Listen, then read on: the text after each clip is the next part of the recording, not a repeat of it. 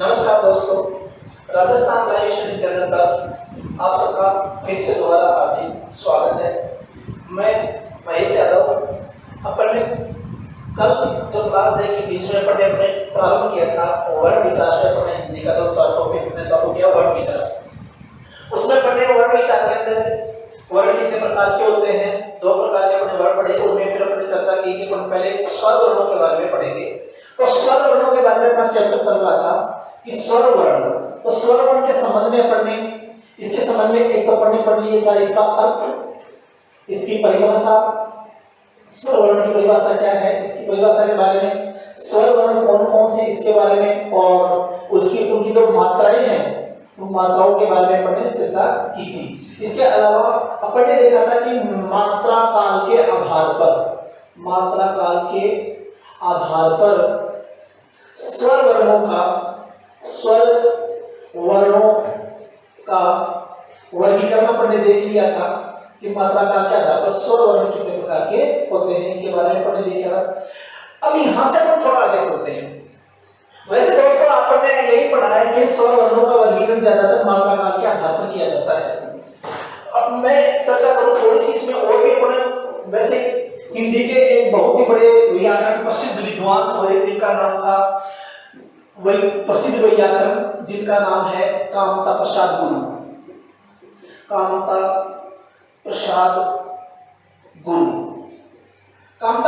गुरु जो थे उनका जन्म 1875 ईस्वी में और इनकी मृत्यु हुई थी 1947 ईस्वी में।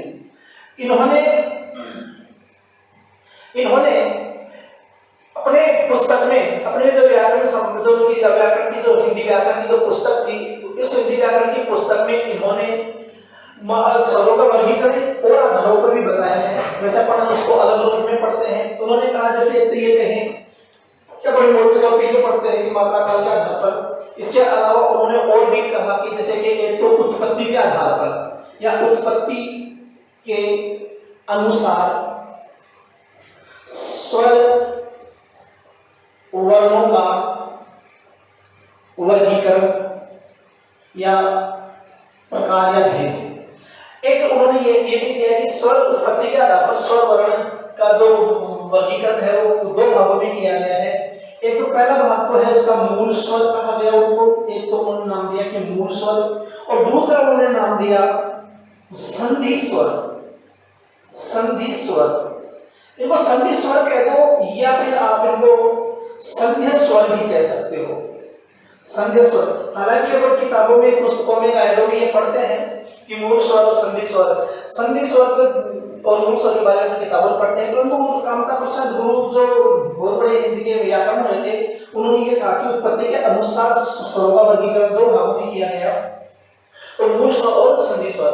मूल स्वर तो उनको कहा गया जो किसी अन्य स्वर के मेल से नहीं बने हैं, वो खुद मूल रूप में है, उनमें किसी अन्य स्वर का मेल नहीं हुआ है, तो इसको इसलिए उनको मूल स्वर कहा गया। जैसे ए, ई, उ और वी, इनकी गणना है वो मूल स्वर में की गई इस प्रकार से। और वैसे हम इनकी गणना लघु स्वर में करते हैं मात्रा काल के आधार पर। दूसरा में संधि स्वर या संध्या स्वर माना एक आधार, और इसको फिर उन्होंने दो भागों में बांटा कि ये इनमें एक तो इन्होंने नाम दिया इसको दीर्घ स्वर, और एक नाम दिया इन्होंने संधि स्वर। देखो दीर्घ स्वर में उन्होंने ये कहा कि जब एक के दो मूल स्वर, दो समान मूल स्वर यानी कि ए और ए जब एक दूसरे के बाद में आते हैं तो वो दीर्घ स्वर बनता है, इसलिए इन्होंने इसको संधि स्वर मान लिया। तो इस प्रकार से ये आ बन गया, एक बड़ी ई बन गई, एक बड़ा उ बन गया। इस प्रकार से ये रूप बन जाते हैं बाद में, क्योंकि दीर्घ के आधार पर हिंदी में प्रचलित नहीं है, इसलिए इसको यहाँ पर नहीं रखा जाएगा। अगला है संधि स्वर और संध्या स्वर। अब संधि शब्द का हम अर्थ देखें तो संधि शब्द का अर्थ होता है मेल या समझौता। तो जिस प्रकार से अगर दो मूल समान शब्द रख दिए जाएंगे तो दीर्घ बन जाएंगे, इसलिए इसका जो रूप थोड़ा सा विभिन्न हो जाएगा, अलग हो जाएगा। वो कैसे होगा कि जब दो असमान स्वर एक दूसरे के बाद में होंगे तब वो संध्या स्वर बनाएंगे। जैसे हम कहें कि ए आ गया और ए के साथ में अगर हम ई को उठा करके रखते हैं, इसके साथ में ई रखें तो वो ए बनाएगा, चाहे वो ई बड़ी हो चाहे वो छोटी हो।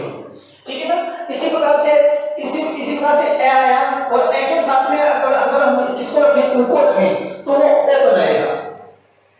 इसी प्रकार से ए आ गया और ए के साथ में यदि अब ई और ऊ दोनों ले लिया हमने, तो अब बच गया कौन सा अपने पास में, एक और रूप में, एक रूप में बच गया भाई, ए को वापस लेते हैं यहाँ पर, तो ये ए बनाएगा, तो ये बनेगा आई।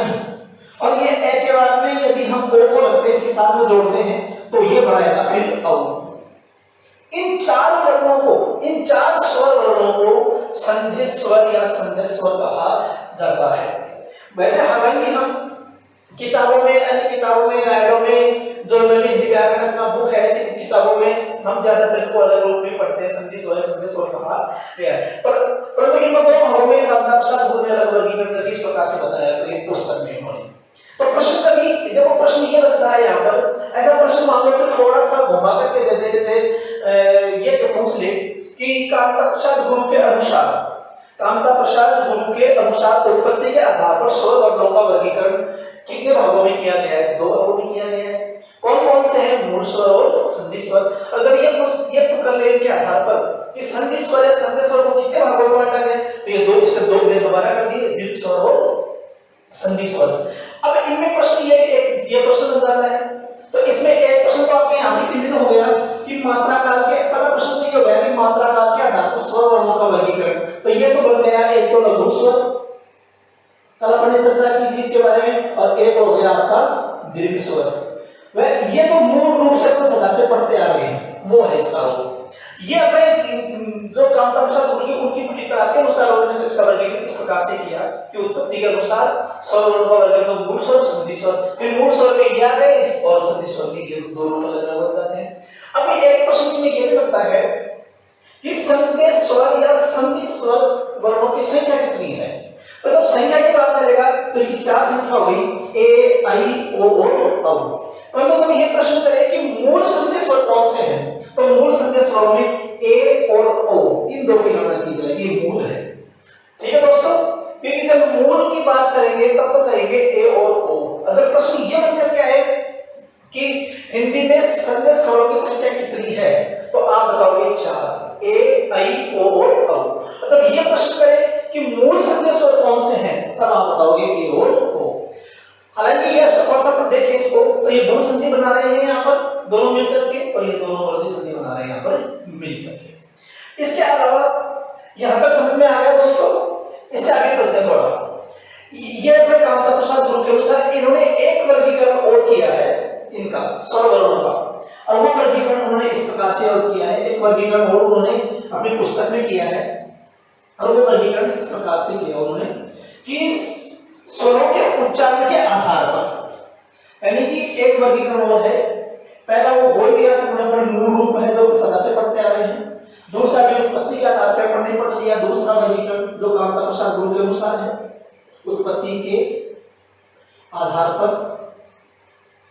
ठीक है, ये पढ़ने पढ़ लिया। तीसरा एक वर्गीकरण उन्होंने और किया है, और वो वर्गीकरण है स्वर वर्णों के उच्चारण के आधार पर। वैसे हालांकि वो देखा जाए कि वैसे की पुस्तक के अनुसार मैं आपको बता रहा हूं कि स्वर वर्णों के उच्चारण के आधार पर इनका वर्गीकरण, ये बात भी इनकी कामनाप्रसाद गुरु की जो अपनी वो उनकी जो बुक है उसके अंदर में वो ये मिलता है। देखिए, और उन्होंने 2 भाग किए हैं यहाँ पर। एक तो उन्होंने किया है अनुनासिक वर्ग या अनुनासिक स्वर वर्ग, इस प्रकार से उन्होंने किया।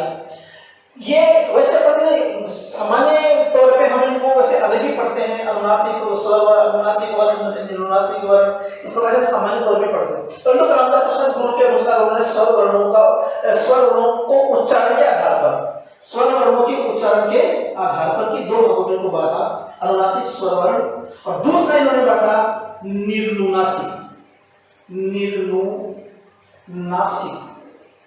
निर्नुनासिक स्वर वर्ग, इस प्रकार से उनको बांटा है। बस इनका अंतर इतना ही है कि इनकी परिभाषा के द्वारा थोड़ा सा कि अनुनासिक जो स्वर होता है इसकी परिभाषा में यह लिखा जाता है कि अनुनासिक स्वर वर्ण वे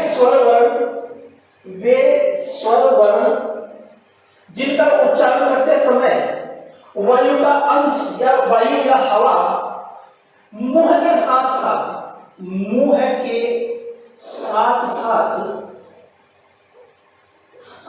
नाक से भी निकल जाए तो वे वर्ण अनुनासिक वर्ण बन जाते हैं, वे स्वर वर्ण अनुनासिक बन जाते हैं। कैसे कि वे स्वर वर्ण जिनका उच्चारण करते समय मुंह के साथ यानी मुंह से वो निकलेगी, परंतु वायु का कुछ अंश नाक से भी निकलेगा। मुंह से वो निकलेगी परंतु वायु का कुछ अंश नाक से भी निकल जाएगा। जब उसका उच्चारण करेंगे तभी वे अनुनासिक वर्ण बन जाएंगे। अब दोस्तों परिभाषा के आधार पर तो हम समझ नहीं पाएंगे कि परिभाषा के आधार पर किस प्रकार से होगा, तो इसलिए इसको अनुनासिक वर्ण को एक सैंपल दिया गया, एक प्रतीक दिया गया। तो वो कहा गया कि आगे ये कहा गया है कि अनुनासिक स्वर को हमेशा चंद्र बिंदु से प्रकट किया जाता है, यानी कि जिस भी वर्ण के ऊपर चंद्र बिंदु लग गई ये समझ लेना कि वो अनुनासिक स्वर बन गया वहां पर। देखिए जैसे एक शब्द में यहाँ पर लिखता हूं जैसे अंधेरा। अब अंधेरा में यहाँ पर जब आप ए के ऊपर चंद्र बिंदु लगाइए पढ़ने, तो ये यहाँ पर ये ए जो है के ऊपर चंद्र बिंदु लगते ही बन गया अंधेरा। ठीक है, इसी प्रकार से हम जैसे हम जो बोलते हैं चांद, तो चांद में आग के ऊपर चंद्र बिंदु लग गई यहाँ पर, तो ये चांद ये अनुनासिक बन गया। तो ये बात याद रखना दोस्तों कि इस अनुनासिक वर्ण वे होते हैं जिनका उच्चारण करते समय हवा मुंह के साथ साथ तो निकलेगी, परंतु वायु का कुछ अंश नाक से भी निकलेगा उसमें, तो वो अनुनासिक बन जाएगा।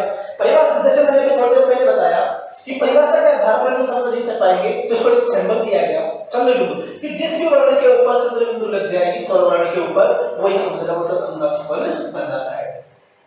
दूसरा है निर्नुनासिक स्वर वर्ण को उच्चारण। दूसरा कामता प्रसाद गुरु ने निर्नुनासिक स्वर वर्ण बताया है। उन्होंने ये कहा है कि जिन वर्णों का उच्चारण करते समय हवा केवल मुंह से निकले, किससे निकले? केवल मुंह से निकले, तो उन ऐसे स्वर वर्णों को बाद में निर्नुनासिक कहा गया है। निर्नुनासिक में देखो नील उपसर्ग है, कौन सा उपसर्ग है? नील, और अनुनासिक शब्द बन गया। तो नील जब थोड़ा सा समझा देता हूं आपको, थोड़ा सा देखो यहाँ पर नील उपसर्ग है, नील हलंत है। नील उपसर्ग संस्कृत हिंदी में 22 उपसर्ग है, संस्कृत के प्रचलित है। जब हिंदी में उपसर्ग पढ़ते हैं तो उनमें संस्कृत के 22 उपसर्ग प्रचलित है, उनमें से नील संस्कृत का एक उपसर्ग है जिसका अर्थ होता है अभाव, निषेध, निषेधात्मकता, कमी, इस प्रकार से। तो नील में जब अनुनासिक शब्द जोड़ के तो ये रे पूरा हो गया, क्योंकि ये अनुनासिक का एस रे में आकर के मिला, तो ये रे तो पूरा हो गया, तो नील बच गया और बाद में बच गया क्या? अनुनासिक। तो कहने का मतलब कि तो अनुनासिक नहीं है, जो अनुनासिक नहीं है। अब अनुनासिक नहीं कब नहीं बनेगा वो? कि जब नाक शामिल नहीं होगा, जब नाक शामिल नहीं होगा तब वो निर्नुनासिक हो जाएगा। तो कहने का मतलब क्या हुआ कि निर्नुनासिक स्वर वर्ण वे होते हैं जिनका उच्चारण करते समय हवा केवल मुंह से निकले, वो सभी निर्नुनासिक स्वर होते हैं। और हिंदी के समस्त 11 स्वर हमेशा निर्नुनासिक होते हैं। हिंदी के समस्त 11 स्वर निर्नुनासिक होते हैं। तो ये दोस्तों ये इस प्रकार से ये तीसरा रूप अपने सामने आया है कि स्वर वर्णों के उच्चारण के आधार पर, स्वर वर्णों के उच्चारण के आधार पर स्वर वर्णों का वर्गीकरण यह अपने यहाँ पर देख लिया। जो हमारे प्रसिद्ध व्याकरण जिनकी पुस्तक है हिंदी व्याकरण, जो कामता प्रसाद गुरु के द्वारा लिखी गई थी, जिसका जन्म 1875 में एक मध्य प्रदेश में एक जगह है जिसका नाम है सागर, वहां पर जन्म हुआ था। और मध्य प्रदेश की एक जगह है जिसका नाम है जबलपुर, और जबलपुर में इनका निधन हुआ था 1947 में। ये हिंदी के महान विद्वान और प्रकांड पंडित माने जाते हैं, उनके द्वारा ये वर्णन आपके सामने प्रस्तुत किया गया है।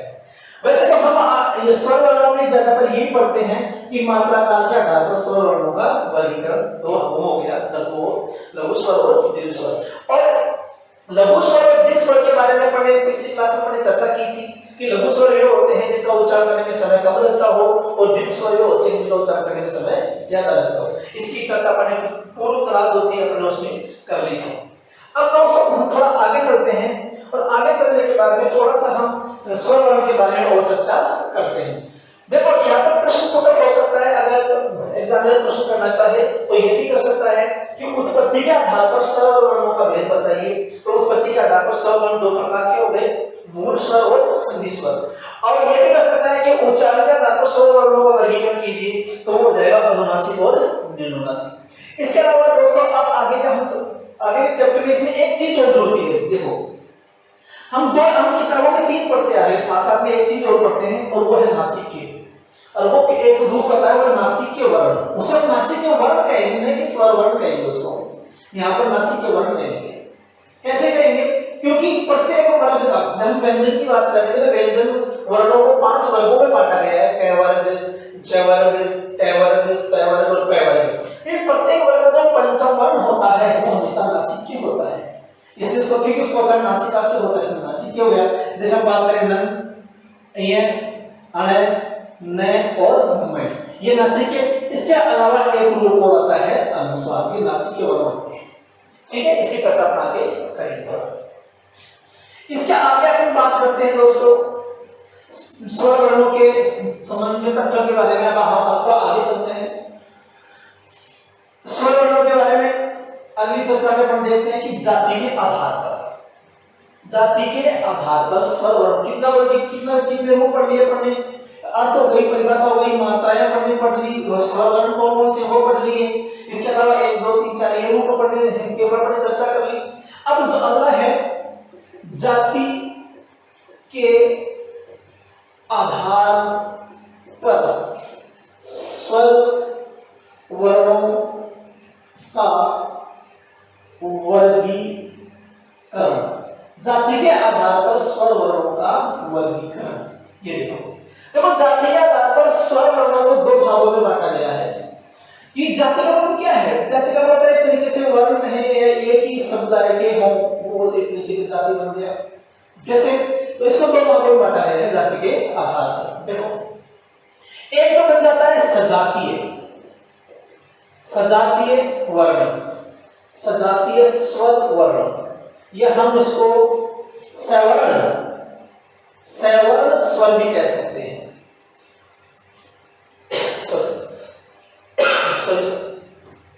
सजातीय स्वर वर्ण या हम इसे सवर्ण स्वर भी कह, स्वर्ण नहीं बोलेंगे, हमें सवर्ण बोलेंगे कि स पूरा है, इसमें संयुक्त है और केवल सेकंड सहित अच्छा ऐसे इसके अर्थ होते हैं। तो जो ये अपने ही वर्ग का हो या अपने ही जाति अपने ही वर्ण का हो वो सजातीय हो जाता है बात। तो जैसे बात करें सजातीय में तो ए और जैसे हाँ ये एक ही अपने ही जाति के हैं, केवल मात्राओं का अंतर है इसके अंदर। हम बात करें जैसे ई और बड़ी ई के बारे में, इनमें केवल मात्राओं का अंतर। परिभाषा में ये लिखा जाता है कि सजातीय स्वर वे होते हैं जो अपने ही जाति के होते हैं, उनमें केवल मात्राओं का ही अंतर होता है, इसलिए वो सजातीय रूप बनते हैं। अब इनके बीच में से ए ये सजातीय हो गया, ई ये सजातीय हो गया, इसी प्रकार से उ और उ ये सजातीय हो जाते हैं। इन स्वर वर्णों को हम सजातीय स्वर वर्ण कहते हैं। दूसरा इसका रूप आता है, इसमें अब इसको उल्टा कर दो तो हो जाएगा विजातीय स्वर वर्ण, विजातीय स्वर वर्ण बन जाएगा। जैसे इसको हम इसका एक नाम और दे सकते हैं असवर्ण स्वर। नहीं सवर्ण स्वर्ण नहीं है, सवर्ण नहीं है, वो असवर्ण स्वर हो गया। इसके विपरीत इसकी परिभाषा बन जाएगी कि वे स्वर जो भिन्न भिन्न जाति के हों या भिन्न भिन्न उच्चारण स्थान वाले एक दूसरे के साथ आए, ये भी परिभाषा में शामिल होता है। उच्चारण स्थान भी इसमें से कह सकते हैं, इसमें भी कह सकते हैं हम उच्चारण स्थान कि वे वर्ण जो एक ही स्थान से उच्चारित होने वाले एक साथ आए, जैसे ए और आ गया, दोनों एक स्थान से उच्चारित होते हैं क्योंकि अकू भी सजिया नाम कंठ है तो कंठ से उच्चारित होता है। इसी प्रकार से ई और डी एक स्थान से उच्चारित होने वाले हैं और दोनों समूह में आए, इसलिए सजातीय हो गए क्योंकि ई का उच्चारण स्थान है तालु, इचु या शानाम तालु। इसी प्रकार से उ का उच्चारण स्थान ओष्ठ है, उपपद्यमान यानाम ओष्ठ। उस प्रकार से इसी प्रकार से हम इसकी परिभाषा में ऐसे लिख सकते हैं कि वे वर्ण जो अलग अलग उच्चारण स्थान से उच्चारित होने वाले हो तो वे सजातीय ये विजातीय वर्ग में जाते हैं। जैसे हम ये बात करें ए और ए के साथ में, और ए आ गया और ए के साथ में यदि अपन ई रखें, इसके समूह में अगर ये रूप ऐसे समूह बन गया तो ये विजातीय हो गया, क्योंकि ए का उच्चारण स्थान तो कौन सा है, कंठ, और ई का उच्चारण स्थान कौन सा है, तालु, इसलिए विजातीय हो गया। इसी प्रकार से हम ई के साथ में अगर ऊ को रखें तो ये विजातीय हो गया, ठीक है। इसी प्रकार से हम रखें ऊ के साथ में ए को रख दें तो ये भी विजातीय हो गया। क्यों? क्योंकि ये अलग अलग उच्चारण स्थान वाले हैं। ए का उच्चारण स्थान कंठ है तो ई का उच्चारण स्थान तालु है, ई का उच्चारण स्थान तालु है तो ऊ का उच्चारण वो ओष्ठ है। इस प्रकार से इनका अलग अलग उच्चारण स्थान हो जाता है। ऊ का उच्चारण कंठ ओष्ठ है तो इसका उच्चारण कंठ तालु है। इस प्रकार से तो इस प्रकार से जाति के आधार पर स्वर वर्णों को दो भागों में बांट दिया गया। मैं दोबारा रिपीट कर रहा हूँ, सजातीय स्वर वर्ण वे होते हैं जो एक ही स्थान से उच्चारित होने वाले समूह के रूप में आए तब वह सजातीय बन जाते हैं। ए और आ, ई और ई, ओ और ऊ, इस प्रकार से इनमें केवल मात्राओं का अंतर होता है। विजातीय वे होते हैं जो अलग अलग उच्चारण स्थान से उच्चारित होने वाले होते हैं और एक समूह में आए तब वो विजातीय कहलाएंगे। जैसे ए के बाद में ई आया तो ये गुण संधि होगी, ई के बाद में ऊ आया तो ये ऋण संधि हो गई। इस प्रकार से ये रूप अलग अलग बन जाते हैं। आगे अब हम आगे यहाँ तक समझ आ गए दोस्तों। इसके आगे हम चलते हैं, थोड़ा सा और आगे चलें तो ये हमारी चौथी बात हो गई जाति के आधार पर। जाति के आधार पर स्वर वर्णों का वर्गीकरण हमने पढ़ लिया। अब अपन थोड़ा सा आगे चलते हैं स्वर वर्णों के अगले वर्गीकरण में। स्वर वर्ण के तथ्य, विभिन्न जो तथ्य पढ़ रहे हैं उनके बारे में थोड़ा आगे देखिए। स्वर वर्णों के विभिन्न तथ्य पढ़ रहे हैं उसमें अब देखते हैं आगे, वह है जिह्वा। जिह्वा की क्रियाशीलता, जिह्वा की क्रियाशीलता के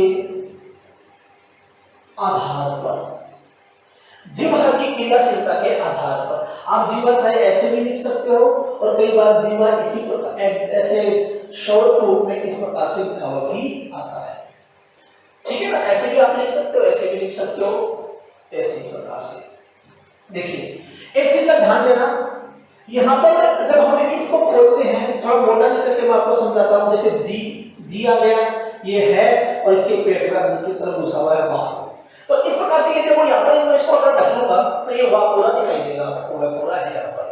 अब इसको अगर हम काट देंगे, दर्शक थोड़ा सा पेट काटते हुए निकलेंगे, इसका तो है आधा हो जाएगा।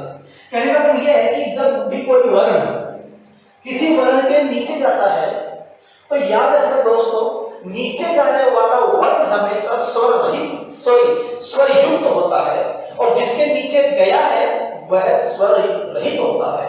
जैसे हम बात करें इसी शब्द की, यहाँ पर देखो या हम दूसरा शब्द देख लेते हैं। जैसे हम बात करें एक शब्द आता है जैसे डेथ है, एक रूप देखते हैं अपन डेथ है ऐसे लिखते हैं, ठीक है। वैसे कई बार क्या करता है कि कई लेखा लिपि में इसको यूं टांग देते हैं, ऐसा नहीं होता है। ये इसकी लिखावट इस प्रकार से होती है डेथ है। हम अगर इसको देखो ढकेंगे तो ये भेपूरा दिखाई देगा आपको, और देखो ढकेंगे तो दयादा दिखाई देगा। तो अगर हम इसको इस प्रकार से भी लिख सकते हैं दय और दय, जिनको हम संयुक्त व्यंजन के रूप में कहा जाता है इस प्रकार से। तो नीचे गया और धनुष वाला कमोश के नीचे गया है दय के, तो नीचे जाने वाला वर्ण देखो पूरा है यहाँ पर, और जिसके नीचे गया है वो दयादा है। तो इसी प्रकार से जिह्वा के अंदर हुआ है। कैसे हुआ है कि जी का तो जी रह गया है और है के अंदर ये हुआ, इस प्रकार से गया है। तो ये अब हम वाको जब वाको दिखाएंगे तो है का ये पेट काट रहा है यहाँ पर, तो है का पेट कटेगा तो ये पूरा हो गया, है हो गया। तो इसलिए लेखन लिपि में इसको ऐसे भी लिख देते हैं और हलंत लगा करके भी, है के हलंत लगा तो वाहन लिख दो, तो भी सही है, दोनों रूपों में सही है। अब देखो जिह्वा की क्रियाशीलता के आधार पर, देखो जिह्वा की क्रियाशीलता के आधार पर दोस्तों स्वर वर्णों को 3 भागों में बांटा गया है। तो एक नाम तो दिया गया है इसको अग्र स्वर, एक नाम तो दिया गया है इसको अग्र स्वर, कि अग्र स्वर कौन कौन से हैं। अग्र का मतलब होता है आगे, अग्र का मतलब क्या होता है आगे। कहने का मतलब कि जब किसी स्वर वर्ण का उच्चारण करते हैं तो जीभ के आगे का हिस्सा क्रियाशील हो तब वो अग्र स्वर कहलाते हैं। और इसके अंदर ई, बड़ी ई, ए, आई और री, ई, ए, आई और री, इनकी गणना की जाती है। प्रश्न एग्जाम में यहाँ से भी पुटअप होता है। हालांकि पटवारी 2008, 2011 इनके अंदर ये प्रश्न किए गए थे, 2015 इनके अंदर ये प्रश्न किए गए थे, अग्र स्वर पर कौन सा स्वर है, पश्च स्वर कौन सा है, इस प्रकार के एग्जाम में प्रश्न आए हुए हैं। देखिए यह है अग्र स्वर कि जिन स्वरों का उच्चारण करते समय जीवा का अगला भाग या आगे का हिस्सा क्रियाशील हो वे अग्र स्वर कहलाते हैं। दूसरा आता है इसका मध्य स्वर। मध्य स्वर, मध्य का मतलब क्या हो गया कि जीवा के मध्य का भाग सक्रिय होगा तो वो मध्य स्वर होगा। और इस मध्य स्वर में केवल एक ही वर्ण की गणना होती है स्वर वर्ण की, और वो है ए। वो कौन सा है? ए। इसके अलावा इसका तीसरा रूप बच गया आपका पश्च स्वर। कौन सा बच गया? पश्च स्वर। और पश्च स्वर में जो बच गए कौन सा बच गया? जैसे ए के बाद क्या है? आ, ई, फिर आ गया आपका ये उ और ये बड़ा उ, ठीक है ना? ई, ए, आई, उ, री, ए, आई, ये इसमें आ जाते हैं बाद में। इसके अलावा फिर बच गए कौन से? संधि स्वरों में ओ और ये बच गया आपका औ। इस प्रकार से ये रूप भी बन जाता है। ये औ है। इस प्रकार से जैसे मात्राएं हमेशा सही लगानी चाहिए। तो देखो अग्र स्वर ये हो गए, मध्य स्वर ये हो गए और पश्च स्वर ये बन जाते हैं। एक चीज मैं आपको बीच में और थोड़ा बता देता हूं दोस्तों कि हिंदी मानक संस्था के द्वारा अंग्रेजी का एक स्वर है, वो है अ। इसको हम आ नहीं बोलेंगे, इसको बोलेंगे अ। जैसे ऑफिस, कॉलेज, इस प्रकार से डॉक्टर। तो ये हिंदी मानक संस्था के द्वारा अंग्रेजी भाषा का ये स्वर है जो हिंदी मानक संस्था द्वारा इसको घृत स्वर कहा गया है। कौन सा स्वर कहा गया है? घृत स्वर। यानी हिंदी मानक संस्था द्वारा इसको ग्रहण किया गया है। तो इस प्रकार से दोस्तों ये है जीवा की क्रियाशीलता के आधार पर ये स्वर वर्णों का वर्गीकरण हो जाता है। धन्यवाद दोस्तों। आज का अपन इतना ही अपना चैप्टर पढ़ेंगे। आपको किस प्रकार से अच्छा लगा जो भी अपना कमेंट्स जरूर डालें और चैनल को सब्सक्राइब करना बिल्कुल